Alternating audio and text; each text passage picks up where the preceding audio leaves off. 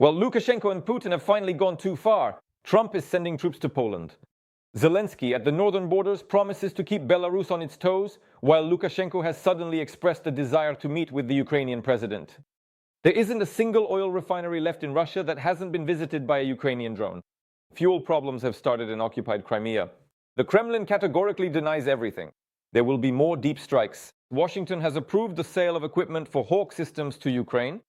Meanwhile, Putin and Lukashenko were launching nuclear drills via video link. And that's all you need to know about the joint exercises between Moscow and Minsk. Friends, hello, this is In the Crosshairs. I'm Alexander Prepodobny, and we're getting started.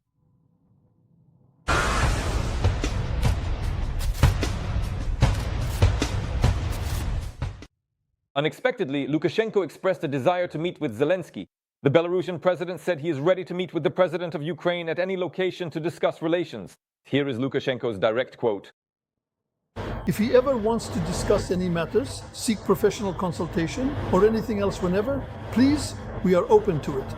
At any location in Ukraine or Belarus, I am ready to meet with him and discuss the issues of Belarusian-Ukrainian relations, and perhaps talk about prospects.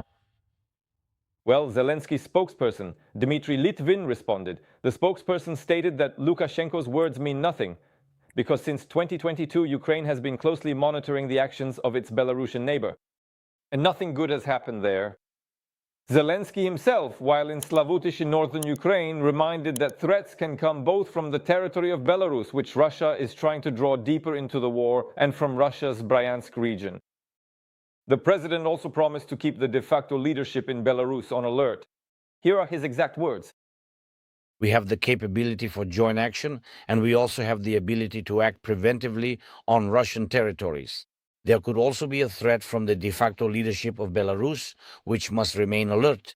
In other words, they should truly feel that there will be consequences if there are aggressive actions against Ukraine, against our people. Well, Lukashenko assured that, of course, there will be no offensive from Belarus. Well, listen for yourself. We are not going to get involved. We have no intention of entering the war in Ukraine, and there is absolutely no need for it, neither civil nor military. Nobody needs the 1,500 kilometers stretching out between Belarus and Ukraine for that purpose, at all. All of these statements were publicly delivered by the Belarusian leader during the joint nuclear exercises with Russia. Now that's amusing. And this, friends, you have to admit, is just a meme. Lukashenko posted on his Telegram how Belarusian soldiers were training to launch an Iskander-M missile from the Kapustin Yar range. Let us show you now. With your permission, Please proceed according to the plan as you usually do. copy that. Division, target 10.2.0.1, readiness 1. Crew, prepare for combat. Chief of Staff, create the target. Ready. This is us delivering an Iskander-M strike. Yes. By the way, Putin was also present during the nuclear forces exercise, though only via video link from his bunker.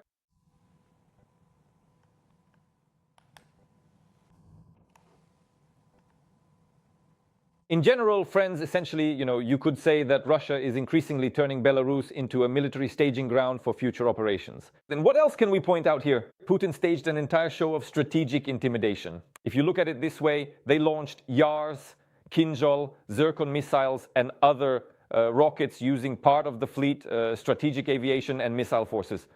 Moscow and Minsk conducted a joint exercise during which Russia simply transferred nuclear warheads to Belarus. All of this is very important and very serious. My colleagues have found out how everything is happening and who will now be threatened with nuclear weapons. Let's take a look. The aggressor country, Russia, as part of the exercises, delivered nuclear warheads to field storage sites on the territory of Belarus. This was announced by the Ministry of Defense of the Republic of Belarus, which also published the corresponding video. The footage shows vehicles entering a forested area, as well as the loading of missiles onto launchers.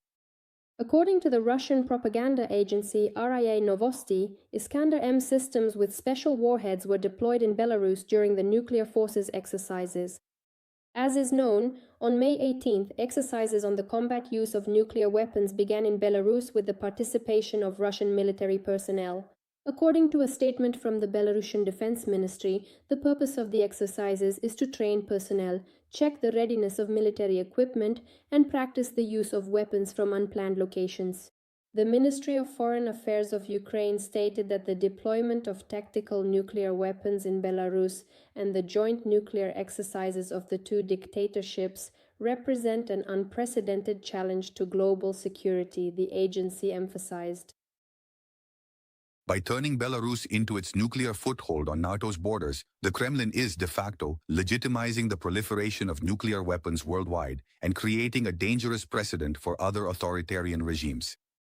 The Ministry of Foreign Affairs of Ukraine called on its Western partners and the entire world to respond firmly to the actions of Moscow and Minsk by increasing sanctions pressure. Earlier, the head of state Volodymyr Zelensky stated that Russia is trying to draw Belarus even further into the war against Ukraine.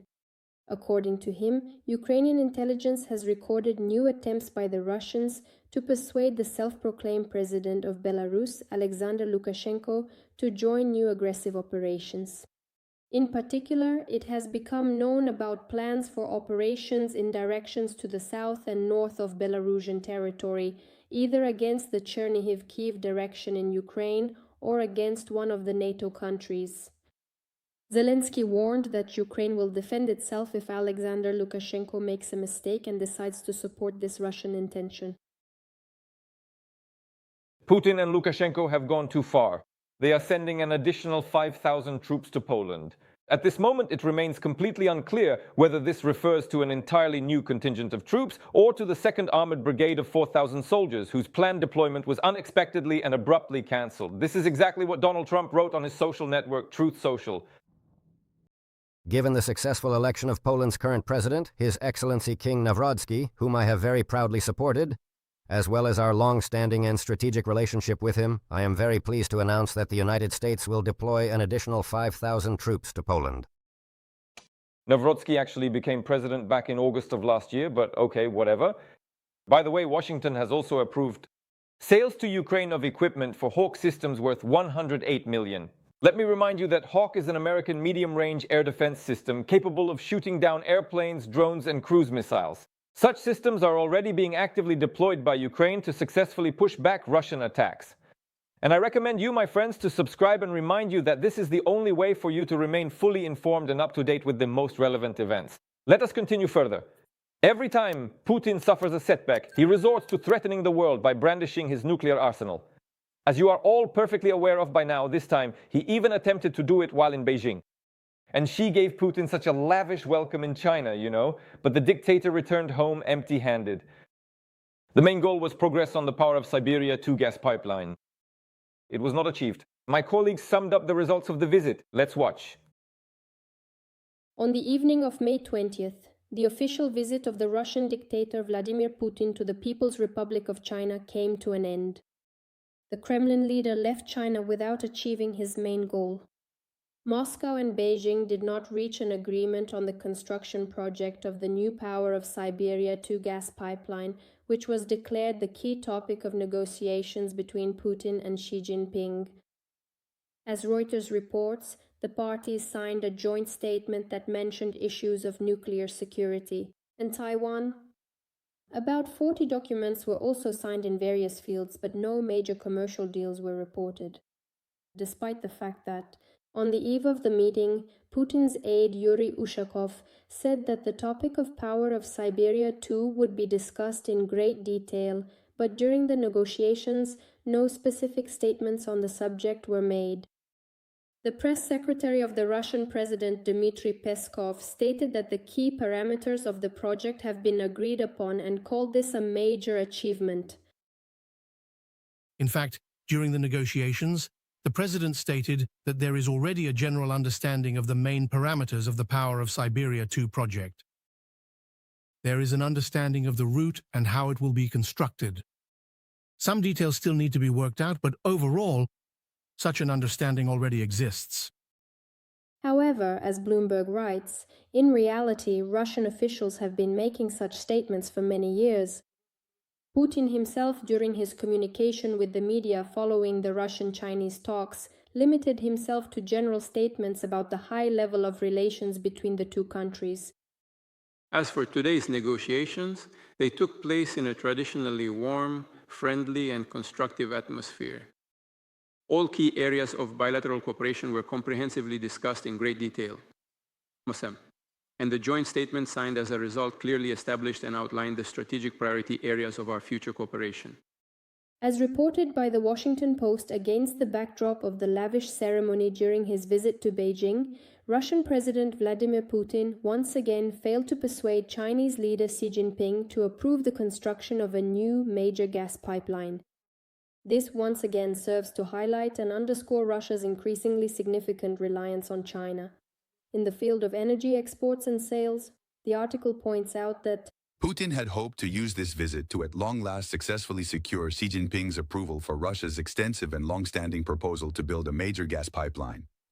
The power of Siberia-2, which could annually transport 50 billion cubic meters of Russian natural gas to China. But as it currently appears, this specific attempt failed on Wednesday.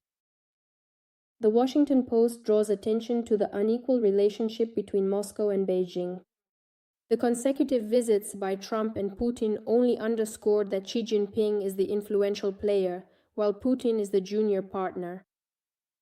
The publication notes that there is also deep mistrust between the security services of the neighboring countries, and Russia is investigating at least one case of alleged espionage by China. Despite certain tensions, China and Russia are deepening their alliance to counter the United States. Just a few days after US President Donald Trump's visit to Beijing, Vladimir Putin and Xi Jinping criticized the US war against Iran and the attempted overthrow of Venezuelan leader Nicolas Maduro by American forces. Meanwhile, various media outlets pointed out that during the ceremonial reception in China for the Russian delegation, the Dance of the Little Swans from Tchaikovsky's ballet was performed. As is well known in the USSR, the broadcast of Swan Lake was always a troubling sign.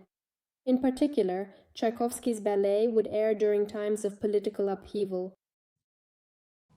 And here's another interesting fact. During his visit to Beijing, Putin appeared extremely tense, slouched, avoided direct eye contact, and was limping. Experts even began to doubt whether it was the real Putin who went to China or a double. From May 18th to 20th of the current year of 2024, we saw three distinct versions of Putin's. On the 18th or 19th of May, one of the Putins delivered a very nice video address specifically to his Chinese friends, where, please forgive me, when I watched all of this unfold, I simply didn't see Putin there at all. Instead, I saw a big, rough tongue, which was thoroughly licking absolutely everything Chinese, and probably even President Xi himself got included in that display too. In other words, it was all about how Russia admires, loves, and respects China. Basically, Russia will do anything for China, just help us. As early as the 20th of the month, there was a local man living in China who bore a striking resemblance to Putin. This man was also at the May 9th parade this year. And the one who recorded the interview is a different person from these. And on the dictator, many observers also noticed the now famous Putin walkers. As it happened, the honor guards were specifically chosen to be very tall. Let's take a look at how amusing that was. Russia, feeling helpless, runs with open arms to China, but China is in no hurry to reciprocate. Putin's latest visit. This is a clear example for Xi. This time, Putin started bowing even back in Moscow. Before his trip to Beijing, he recorded a video address. My dear Chinese friends, at this present moment, the strategic Russian-Chinese relations have truly reached an unprecedented level. Their special nature is manifested in an atmosphere of mutual understanding and trust. At the official welcoming ceremony, Putin gets out of the limousine and, slightly bowing his head, walks toward the leader of China. Meanwhile, Xi didn't even move from his spot. Overall, the Kremlin dictator looked extremely tense in Beijing. He slouched, avoided direct eye contact, and limping submissively, walked half a step behind his Chinese counterpart. During the negotiations, Putin quoted an old Chinese proverb. Apparently, that's how it is. The dictator was demonstrating that very unprecedented level of Russian-Chinese relations. As far as we know, in China they say, if you haven't seen each other for a day, it feels like 3 autumns have passed. internet users noticed Putin's strange gait during his meetings in China. The media also noted that at the meeting with Xi, Putin was wearing platform shoes, most likely to conceal his height. And they pointed out that very tall guards were chosen for the official ceremony. Experts note that Chinese political culture is deeply ritualized and rooted in Confucian concepts of hierarchy, and every step here is thought out down to the smallest detail. At the same time, concessions are seen as a sign of weakness, which provokes the Chinese side to increase pressure and assert strict dominance. Chinese diplomacy sometimes speaks louder than any official statements. The media note that Putin was received at the airport better than Donald Trump. The President of the United States was met by Vice President Han Zheng, who is believed to have little influence and is no longer a member of the Politburo. But for Putin, an active member of the Chinese Politburo came to meet him in Anyi. At the same time, the Russians were in for an unpleasant surprise. At the formal banquet for the Russian delegation, Swan Lake was played, the main soundtrack of political catastrophes in the USSR, which bodes nothing good for Russia. Moscow's purpose for the visit was to secure new economic and energy agreements from Beijing. Vladimir Putin received a lavish welcome in China but is returning to Moscow with nothing. There is no progress on power of Siberia, and propagandists are forced to introduce the term the spirit of Beijing. Meanwhile, in Russia itself, there is new trouble. Last night in Yaroslavl, it was very loud. Let's take a look.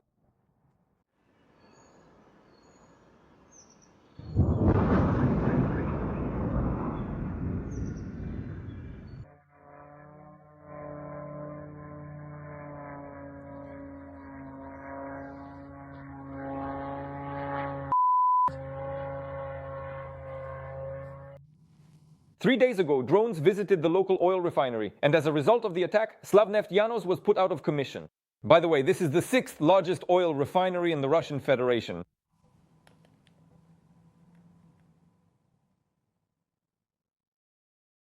Interestingly, the project Vodtak has just released some statistics on Ukrainian strikes against Russian oil facilities. Journalists calculated that since the beginning of the war, Ukraine has carried out 158 strikes on oil refineries. There is not a single plant left in the European part of Russia that hasn't been hit by a Ukrainian drone.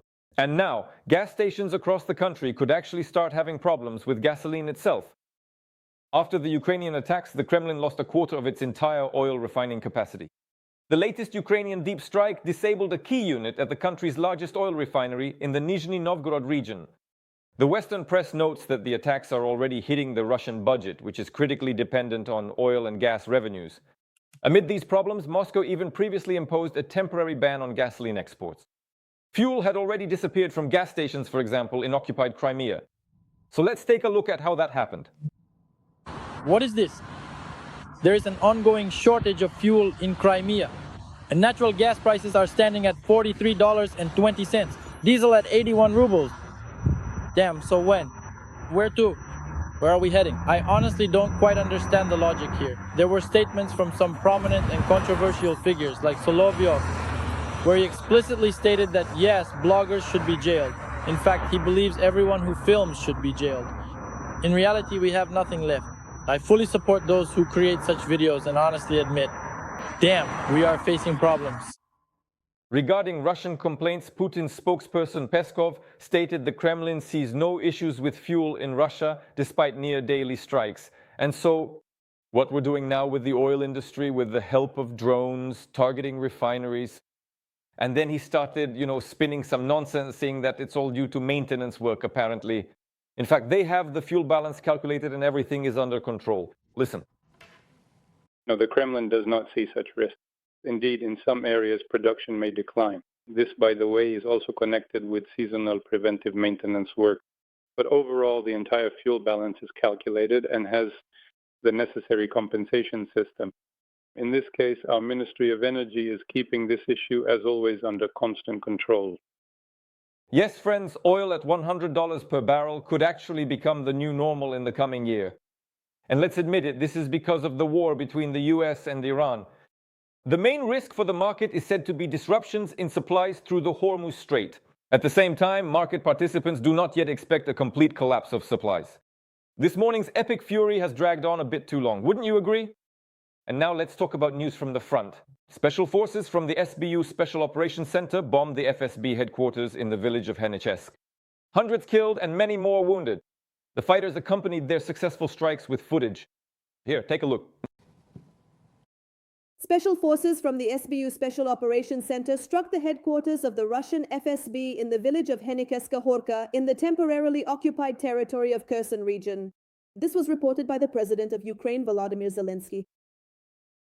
The headquarters of Russian FSB personnel was hit, and a Pantsir S-1 air defense system was destroyed on our temporarily occupied territory. Thanks to this single operation alone, Russian losses amounted to about 100 occupiers killed and wounded. Zelensky also posted a video of several drones hitting buildings. As the leader emphasized,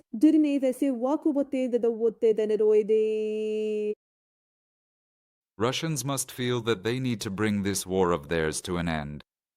Ukrainian sanctions of medium and long range will continue to work. Earlier, the President of Ukraine, Volodymyr Zelensky, instructed the Ukrainian Defense Forces and Special Services to prepare a response to the massive Russian attack. After that, drones soon attacked Moscow and the Moscow region. The President of Ukraine confirmed that the strike on the capital of the aggressor country, Russia, was carried out by Ukrainian drones. Zelensky emphasized that the war unleashed by Russia is gradually returning to its so-called native harbor, the Russian Federation. Meanwhile, on May 20th, the commander of the Drone Systems Forces, Robert Brody, reported a strike by Ukrainian defenders on the enemy drone training center in the temporarily occupied territory of the Donetsk region. The destruction of 65 cadets and the head of the PPK Berry Center, a doctor of science from the Academy of Rocket and Artillery Sciences, has been confirmed. The number of wounded is being clarified. The military official specified that ammunition is detonating in the basement rooms. And one more loss. A locomotive in St. Petersburg. It was set on fire by partisans from the Tesh movement. Due to a targeted arson, the locomotive is now completely unusable.